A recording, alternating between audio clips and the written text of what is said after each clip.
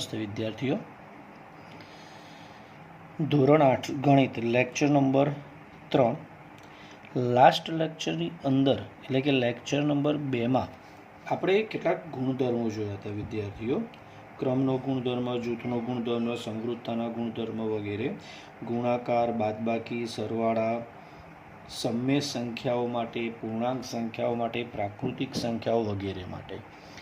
હવે આજના લેક્ચરની અંદર આપણે વિભાજનના ગુણધર્મો પહેલાં જોવાના છે વિદ્યાર્થીઓ. જુઓ, વિભાજનના ગુણધર્મો એટલે કે બે પ્રકારમાં ભાગ પડે છે. આમ તો એક જ છે, કોઈ ખાસ ફરક નથી, પરંતુ અહીંયા લઈએ કે ગુણાકારનું સરવાળા પર વિભાજન. પહેલું છે ગુણાકારનું સરવાળા પર વિભાજન, મતલબ પહેલાં ગુણાકાર આપેલો હશે ને કૌંસની અંદર સરવાળો હશે, એ પ્રકારની આવી રકમ હશે a ગુણ્યા b વત્તા c.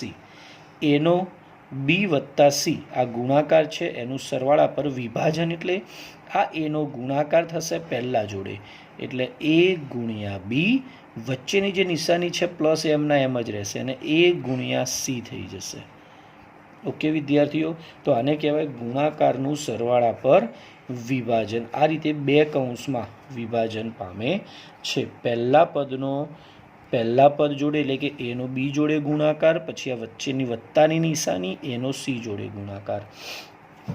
તો આ પ્રકારના અલગ અલગ ઉદાહરણ લઈએ આપણે વિદ્યાર્થીઓ. 3/2 ગુણ્યા 2/5 વત્તા 1/7 આવી કોઈ રકમ હોય, તમને ગુણાકારનું સરવાળા પર વિભાજન કરવાનું કે વિદ્યાર્થીઓ, તો એના માટે અહીં આપણે સાદું રૂપ આપીએ કે 3/2 છે, એનો ગુણાકાર પહેલું પદ એટલે કે 2/5 જોડે થાય, પછી પ્લસ જે વચ્ચે નિશાની છે 3/2નું 1/7 જોડે થશે. તો આને કહેવાય ગુણાકારનું સરવાળા પર વિભાજન. આ જ પ્રકારની કોઈ પણ માઇનસ સંખ્યા હોય તો પણ આ જ સ્વરૂપ લાગુ પડે છે કે -1/7 છે ગુણ્યા 1/2 વત્તા -1/7. હવે આ જ પ્રકારે સંખ્યાનો અંદર લઈએ તો આ પહેલો કૌંસ છે, બીજો કૌંસ અંદર સરવાળો, ગુણાકારનું સરવાળા પર, મતલબ -1/7નો 1/2 જોડે ગુણાકાર વત્તા -1/7નો -1/7 જ છે ને બાજુમાં, તો આ બંને સરખા જ છે, એની જોડે ગુણાકાર. તો આ રીતે ગુણાકારનું સરવાળા પર વિભાજન થાય છે. આ વચ્ચે પ્લસ હતું, એની જગ્યાએ જો માઇનસ મૂકી દેવામાં આવે તો ગુણાકારનું બાદબાકી પર વિભાજન થઈ જશે વિદ્યાર્થીઓ. a ગુણ્યા b, ત્યાં પ્લસ હતું તો પ્લસ લખતા હતા, અહીં માઇનસ છે તો માઇનસ લખીશું, a ગુણ્યા c. તો આ પ્રકારે ગુણાકારનું બાદબાકી પર વિભાજન થશે. કોઈ પણ અલગ અલગ આપણે સંખ્યાઓ લઈએ, 2/5 ગુણ્યા 1/4 -2/3, આ સમય સંખ્યાઓ છે બધી. 2/5નું 1/4 જોડે ગુણાકાર -2/5નો 2/3 જોડે ગુણાકાર. તો આ ગુણાકારનું બાદબાકી પર વિભાજન થયું વિદ્યાર્થીઓ. આ જ પ્રકારે કોઈ પણ પૂર્ણાંક કે પ્રાકૃતિક સંખ્યાઓ પર લાગુ પાડી શકાય. 5 + 2 -3 આ પ્રકારનું કોઈ સંખ્યા હોય તો 5 ગુણ્યા 2 -5 ગુણ્યા -3. તો આ રીતે એનું વિભાજન થશે વિદ્યાર્થીઓ. ગુણાકારનું બાદબાકી પર વિભાજન. પહેલાં ગુણાકાર, ઘણી વખતે આ ગુણાકારની નિશાની આપેલી નથી હોતી, ફક્ત કૌંસ જ આપેલું હોય. આ રીતે a કૌંસમાં b - c, તો કોઈ જ નિશાની ન આપી હોય એનો મતલબ પણ વચ્ચે ગુણાકાર જ થાય. ખાલી ટપકું કર્યું હોય આ રીતે તો પણ એનો મતલબ ગુણાકાર જ થશે વિદ્યાર્થીઓ. ઓકે, હવે આગળ આપણે નેક્સ્ટ લઈએ. જે ગુણધર્મો આપણે જોયા એ ગુણધર્મો પૂરા થયા. હવે અહીં આગળ આપણે લઈએ સરવાળા માટેનો, આમ તો ગુણધર્મ કહેવાય આને, જેને વિરોધી સંખ્યા તરીકે આપણે ઓળખીએ છીએ. વિરોધી સંખ્યા એટલે કે જે બે સંખ્યાઓનો સરવાળો શૂન્ય થાય, કોઈ પણ બે સંખ્યા જેમનો સરવાળો શૂન્ય થાય તો તે બે સંખ્યાઓ પરસ્પર વિરોધી સંખ્યાઓ છે તેમ આપણે કહી શકીએ વિદ્યાર્થીઓ. જો અહીં એક્ઝામ્પલ તરીકે અહીંયા લખેલું છે a વત્તા minus a plus minus minus એટલે એ માઇનસ એ થઈ ગયું ને બરાબર 0. તો એની વિરોધી સંખ્યા માઇનસ એ છે. એ જ રીતે 5 વત્તા -5, 5 અને -5નો સરવાળો કેટલો થાય? 0 થાય. તો 5ની વિરોધી સંખ્યા -5 છે. મતલબ જે કોઈ પણ સંખ્યા હોય એની વિરોધી સંખ્યા જો આપણે લેવી હોય તો નિશાની બદલી દેવાની. માઇનસ હોય તો એની વિરોધી પ્લસ થાય, પ્લસની વિરોધી માઇનસ થાય. સંખ્યામાં કોઈ ફેરફાર નહીં થાય વિદ્યાર્થીઓ, ફક્ત નિશાની જ બદલાશે. તો 5/2 છે એની વિરોધી સંખ્યા આપણે લઈએ તો -5/2 થઈ જશે. -3/8 છે તો નિશાની બદલવાની ને એટલે માઇનસનું શું થઈ જાય? +3/8. પ્લસ ના લખો તો ચાલે. 0.8ની વિરોધી સંખ્યા લઈએ તો -0.8 જ રહેશે. અથવા -8/10 પણ આપણે એને લખી શકીએ વિદ્યાર્થીઓ. -5.3નું +5.3 થશે અથવા 53/10 પણ લખાય. +3.2 મિશ્ર સંખ્યા છે, મતલબ +3 છે તો એનું -3.2 અથવા માઇનસ આનું અપૂર્ણાંકમાં ફરી શકે ને, 5 × 15 × 2 17/5. તો આ એનો જવાબ આવે. બંનેમાંથી કોઈ પણ લખો સાચો આવશે વિદ્યાર્થીઓ જવાબ. બરાબર. તો આના ઉપરથી આપણે શું લખી શકીએ કે કોઈ પણ બે સંખ્યાઓનો સરવાળો 0 છે, મતલબ સરવાળા માટેની તટસ્થ સંખ્યા 0 થાય. એટલે કે કોઈ પણ સંખ્યામાં જો તમે 0 ઉમેરો છો તો જવાબ તમને એના એ જ સંખ્યા મળે છે. જો કોઈ પણ સંખ્યામાં તમે 0 ઉમેરો છો તો જવાબ તમને એના એ જ સંખ્યા મળે. તો સરવાળાની તટસ્થ સંખ્યા એ 0 થાય છે. 0ની વિરોધી સંખ્યા લઈએ તો એના એ જ સંખ્યા થશે. 0ની વિરોધી કોઈ સંખ્યા જ ન થાય. કઈ થાય? 0 પોતે જ રહેશે. યાદ રાખજો, એક ગુણમાં પૂછી શકાય. 0ની વિરોધી ખાલી જગ્યા થાય તો 0 જ આવે પોતે જ. 0 પોતે જ એની વિરોધી સંખ્યા છે. ઓકે. તો આ જ રીતે આગળ વ્યસ્ત સંખ્યાઓ લઈએ વિદ્યાર્થીઓ. જો અહીંયા વિરોધી સંખ્યાઓ વિશે આપણે જોયું. હવે વ્યસ્ત સંખ્યાઓ. વ્યસ્ત એટલે જે બે સંખ્યાઓનો ગુણાકાર 1 મળે. પેલામાં સરવાળો 0 મળતો તો ધ્યાન રાખજો. આમાં ગુણાકાર 1 મળે તો તે બે સંખ્યાઓને પરસ્પર વ્યસ્ત સંખ્યાઓ કહેવાય છે. જે બે સંખ્યાઓનો ગુણાકાર 1 મળે છે તો તે બે સંખ્યાઓ પરસ્પર વ્યસ્ત સંખ્યાઓ કહેવાશે વિદ્યાર્થીઓ. આપણે અહીં લઈએ એક્ઝામ્પલ તરીકે. પહેલું છે કે 2ની વ્યસ્ત સંખ્યા 1/2 છે. 2 પૂર્ણાંક સંખ્યા છે, એની વ્યસ્ત સંખ્યા 1/2, એની ઊંધી, એને 1ના છેદમાં. કોઈ પણ સંખ્યા હોય અંશ છેદમાં જતો રહે, છેદ અંશમાં જતો રહે. 2 છે એના છેદમાં કંઈ નથી, માટે 1 લખી શકાય. માટે 1 ઉપર ગયો, 2 નીચે આવ્યા. ઓકે. કોઈ પણ બે વ્યસ્ત સંખ્યાઓનો ગુણાકાર 1 મળે. જો 2 × 1/2 કરીએ તો 2 ઉડી જશે એટલે શું વધશે? ખાલી 1 જ આવે. આ જ રીતે 3/2 તો અંશ 3 છે એ છેદમાં જાય, છેદ 2 છે એ અંશમાં જાય એટલે 2/3 એ એની વ્યસ્ત સંખ્યા થઈ. નિશાનીમાં આપણે કોઈ જ ફેરફાર નથી કરવાનો એટલે માઇનસ છે તો માઇનસ જ રહેશે. 5/4 છે તો એનું 4/5 થઈ જાય વિદ્યાર્થીઓ. આ માઇનસ છે 3.2 જ્યારે પણ વ્યસ્તમાં રૂપાંતર કરવું હોય તો મિશ્ર સંખ્યાને અપૂર્ણાંકમાં ફેરવવી પડે જ વિદ્યાર્થીઓ.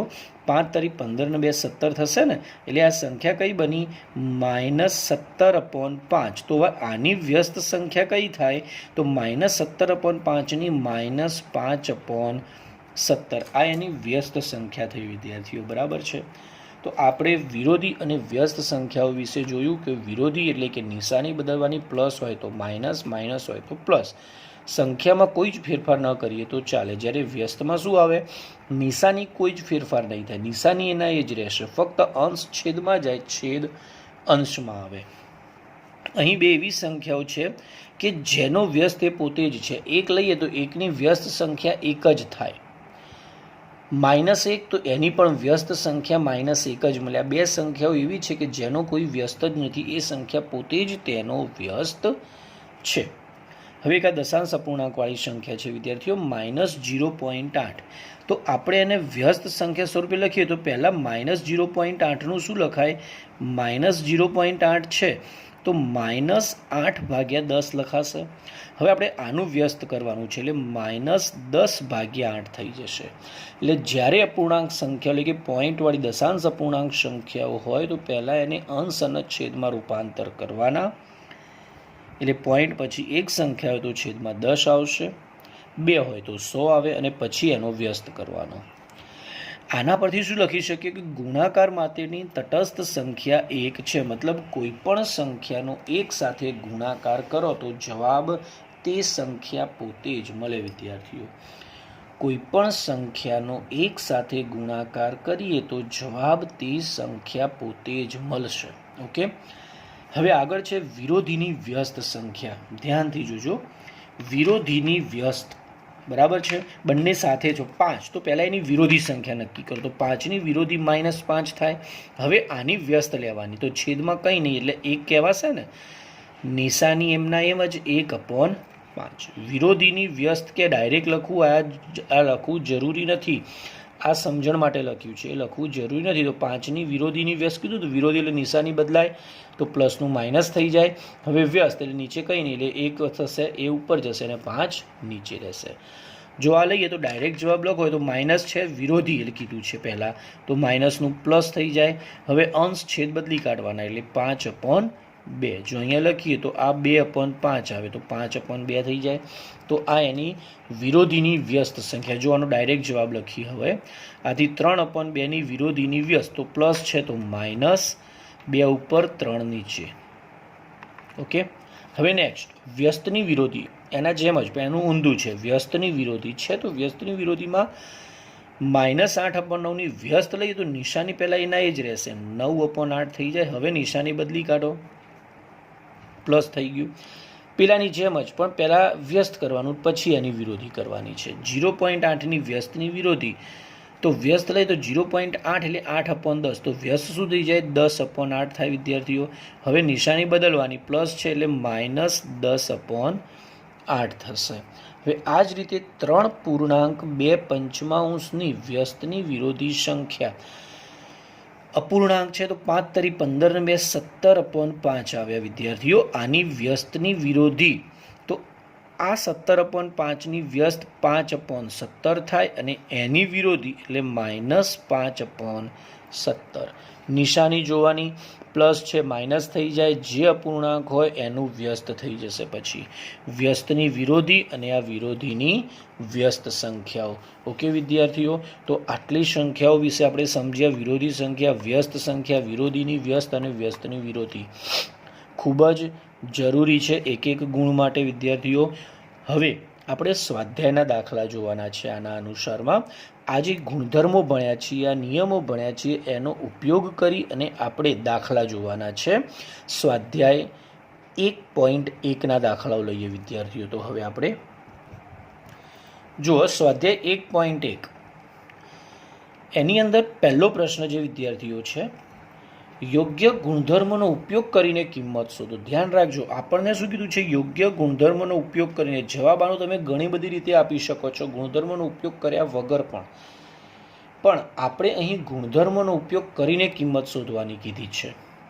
હવે પહેલાં તો આપણે એક સમજી લઈએ કે ગુણાકાર અને સરવાળી બધી નિશાનીઓ જોડે હોય તો આપણે શું કરવું. તો અહીં આપણે લઈએ તો આ જે પદ રહ્યું ને ગુણાકારવાળું, આખું એક પદ કહેવાશે, આ બીજું પદ કહેવાશે અને આ ત્રીજું પદ કહેવાશે. તો પહેલાં આપણે કેટલા પદ આપ્યા છે ને દાખલામાં, રકમોમાં, એ આપણે જોઈ લેવાનું. વિદ્યાર્થીઓ ધ્યાનથી ફરીથી સાંભળજો.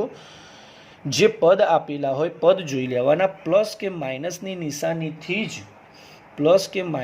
નિશાનીથી જ પદો અલગ પડશે. ગુણાકાર ભાગાકારની નિશાનીથી પદો અલગ પડતા નથી.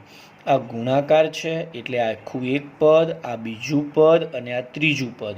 ઓકે, તો પહેલું, બીજું અને ત્રીજું આ જે ત્રણેય પદો છે એમાં આપણે ધ્યાનથી જોઈએ તો આ 3/5 બંનેમાં કોમન છે. તો આ પહેલાં અને ત્રીજા પદને આપણે પહેલાં જોડે લખીએ અને બીજું પદ પાછળ લઈએ. તો આ કયો નિયમ લાગુ પડ્યો વિદ્યાર્થીઓ? ક્રમનો નિયમ. ક્રમ બદલ્યો ને, આખું પહેલું પદ છે, આખું બીજું પદ છે. ઓકે, ધ્યાનથી જોજો. તો અહીં -2/3 ગુણ્યા 3/5 માઇનસ 3/5 ગુણ્યા 1/6 વત્તા 5/2. તો આ કયો નિયમ લાગુ પડ્યો? ક્રમનો ગુણધર્મ. ઓકે, ક્રમ બદલ્યો, આપણે ત્રીજા ક્રમવાળા પદને આગળ લઈ ગયા અને બીજા ક્રમવાળાને પાછળ લાવ્યા. હવે બંનેમાં કોમન છે.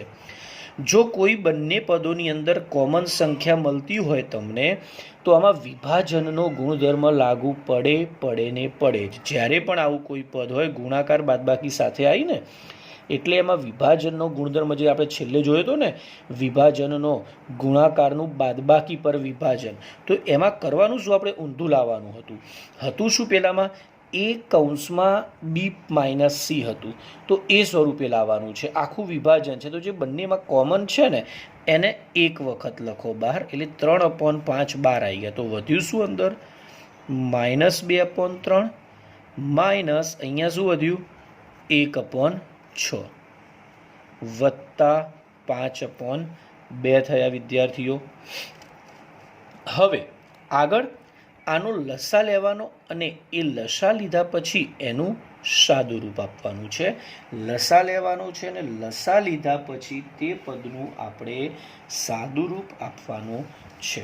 તો 3 અને 6 એનો લસા લઈએ એટલે 6 આવે વિદ્યાર્થીઓ.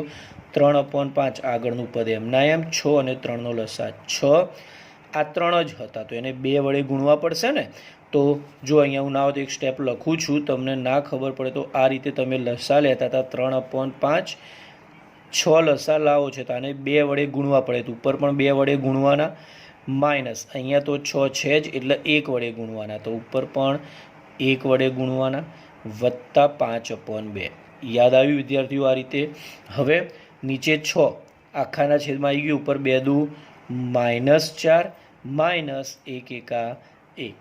આ 6 હતા ને એને સજાતીય પદો એટલે ડાયરેક્ટ લસા 6 લખાય, પ્લસ 5/2.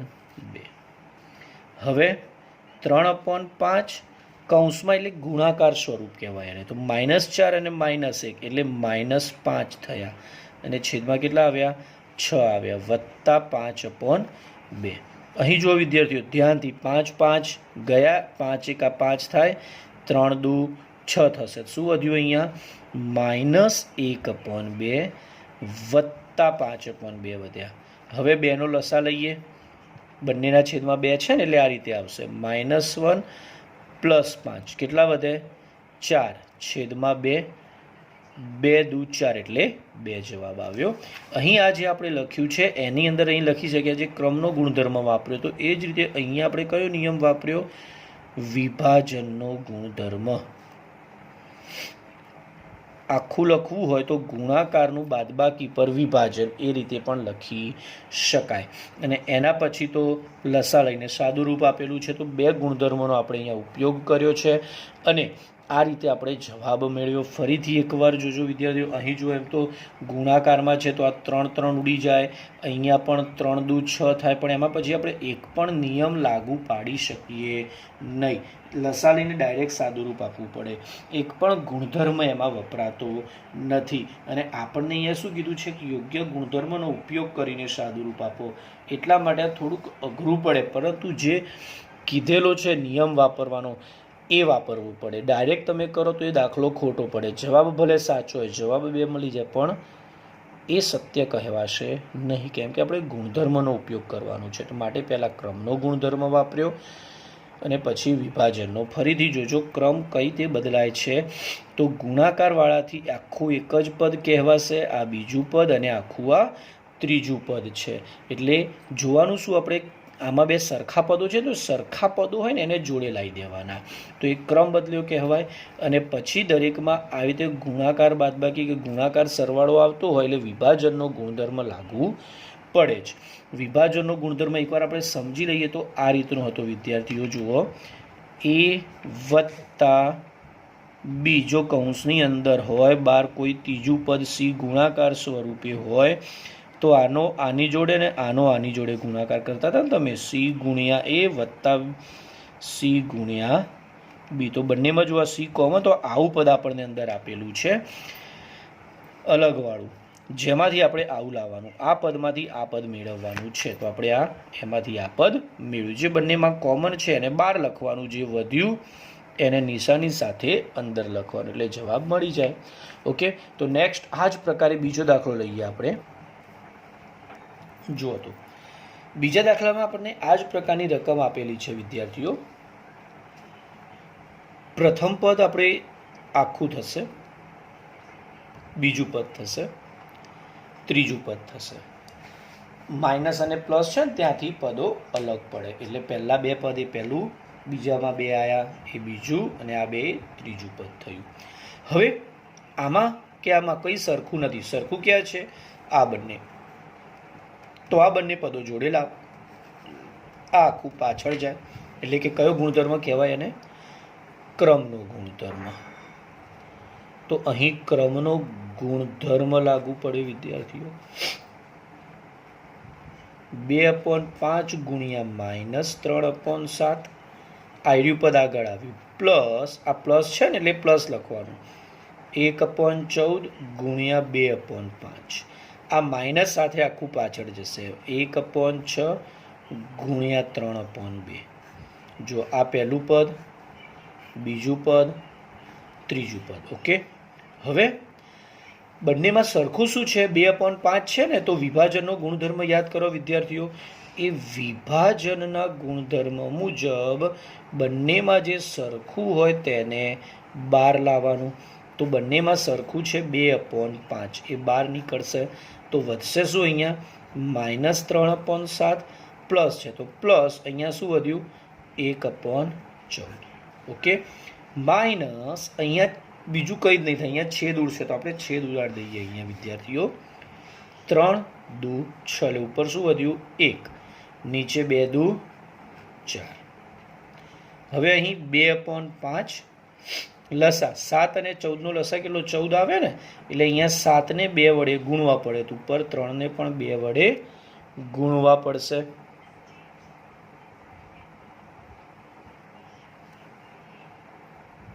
ઓકે, હવે પ્લસ 1/14 માઇનસ 1/4. આ 14 કેમ? એમને કેમ કે 14 લસાઈ ગયો એટલે ગુણવા, તો 1 વડે ગુણવા પડે.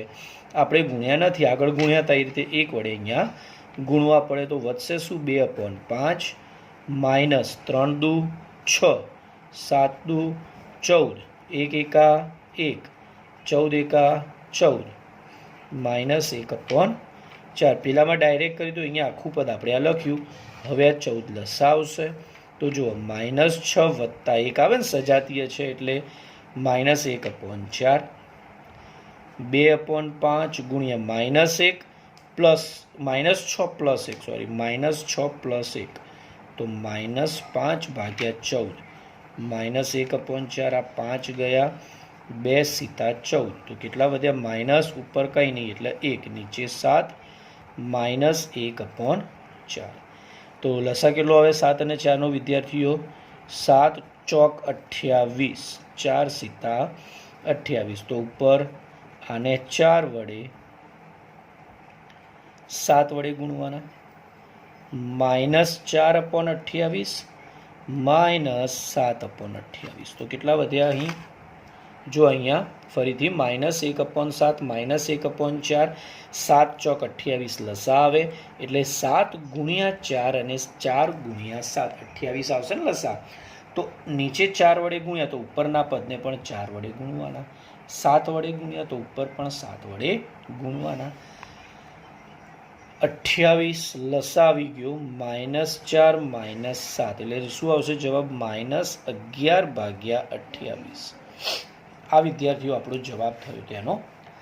ફરીથી એકવાર જો આપણે કયા ગુણધર્મો? 3 પદ હતા, આ બંનેમાં એક પદ સરખું હતું માટે ક્રમનો ગુણધર્મ પહેલાં લાગુ પડ્યો. આ બે પદોના અદલા બદલી કરી, મતલબ જે સરખા હોય ને એને જોડે લાવવાના.